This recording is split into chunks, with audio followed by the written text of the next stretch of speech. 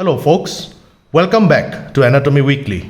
In today's episode, we are going to discuss about a bone which is the most common bone to be fractured by an indirect violence.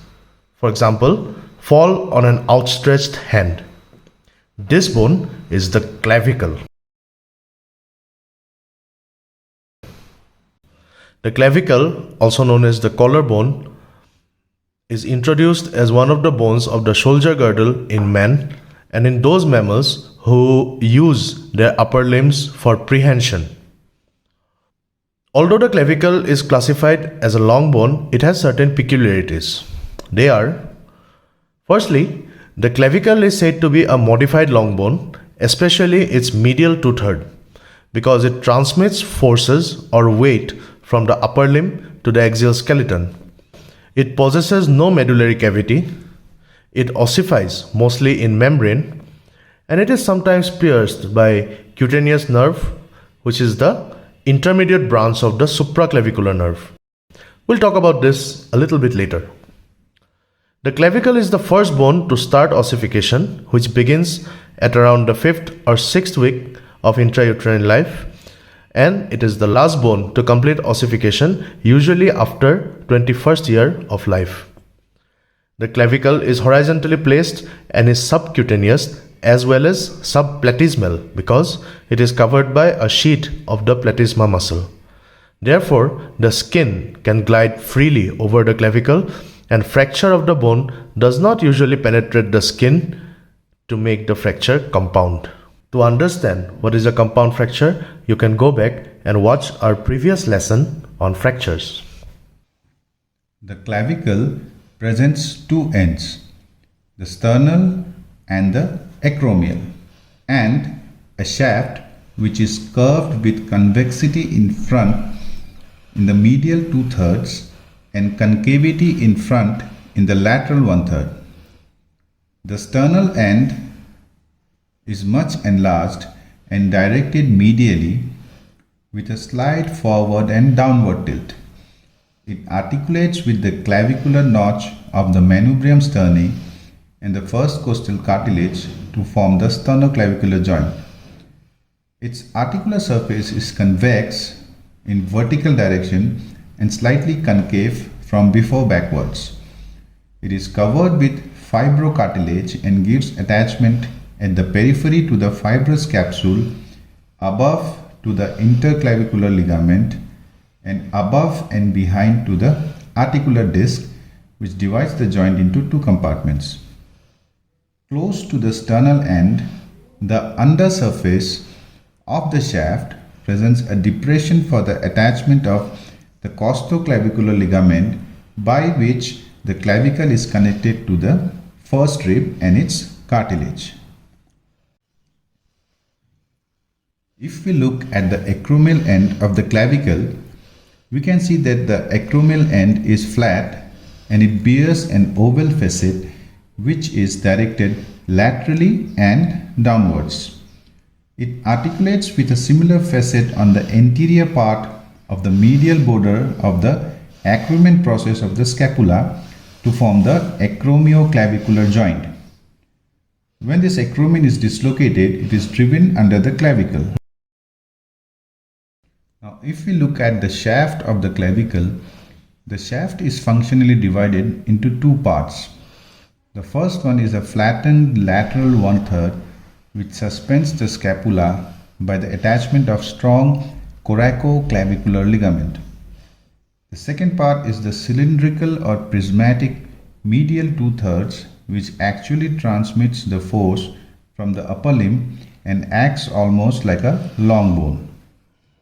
The lateral one-third presents concave anterior border and a convex posterior border, a subcutaneous upper surface and a lower surface which is provided with a conoid tubercle close to the posterior border at the junction between the medial two-thirds and the lateral one-third, and a trapezoid ridge which extends forward and laterally from the conoid tubercle.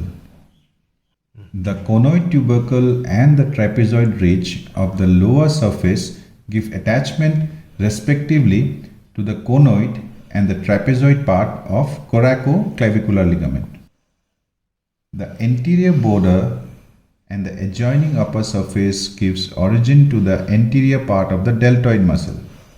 The posterior border and the adjacent upper surface receives the insertion of the anterior fibers of trapezius. Now again, if we look at the medial 2/3, it presents the anterior, the posterior, the superior and the inferior surface without any limiting border. The inferior surface exhibits a longitudinal groove in the middle 1/3 for the attachment of the subclavius muscle, and the two lips of this very same groove gives attachment to the clavipectoral fascia. Close to the sternal end, the inferior surface presents a depressed area for the attachment of costoclavicular ligament. The anterior surface gives origin to the pectoralis major in the medial half. Between the pectoralis major and deltoid, the clavicle forms the base of deltopectoral triangle. Now let's move to the superior surface. The superior surface gives origin to the clavicular head of sternocleidomastoid in the medial 1/3. The gap between the trapezius and the sternocleidomastoid forms the base of the posterior triangle of the neck and gives attachment to the two lamella of the investing layer of deep cervical fascia, enclosing a supraclavicular space. In between the attachment of these four muscles which we have discussed, the entire anterosuperior surface of the clavicle can be palpated, and it is covered by the skin and the platysma and is crossed by three branches of supraclavicular nerve, and sometimes the intermediate branch of this supraclavicular nerve may pierce the clavicle. Now if we look at the posterior surface is smooth and concave. Close to the sternal end, it gives origin to a part of sternohyoid muscle, and the rest of the posterior surface is related to the following: the internal jugular vein, subclavian vein and the beginning of brachiocephalic veins in the medial part, the subclavian artery and the trunks of the brachial plexus in the lateral part, the apex of the lung covered by the cervical pleura and the suprapleural membrane, and the suprascapular vessels pass laterally along the upper part of this surface.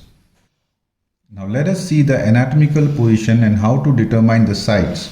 If we look at the anatomical position of the clavicle, try to place the enlarged sternal end medially and somewhat forward and downward, rough markings of the shaft and the groove for the subclavius inferiorly, and the curvature for the anterior surface is convexo-concave from medial to lateral side. So here you can see this clavicle is of the left side.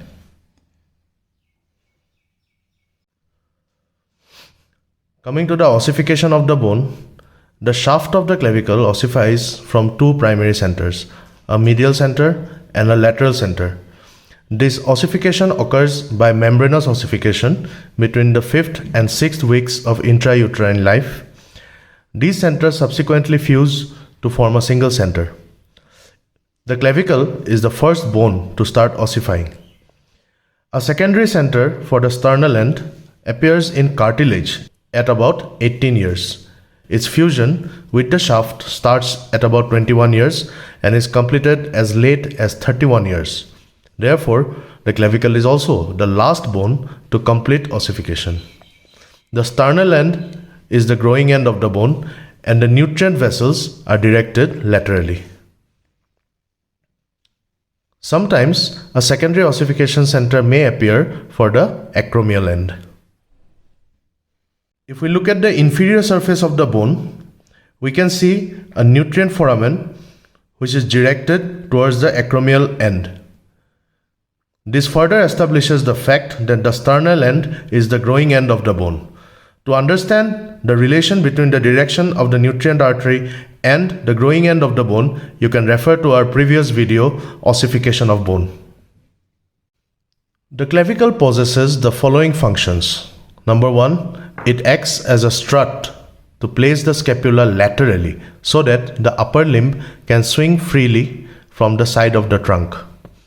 Number 2, it transmits the forces from the upper limb through the coracoclavicular ligament and the medial 2/3 of the bone to the axial skeleton.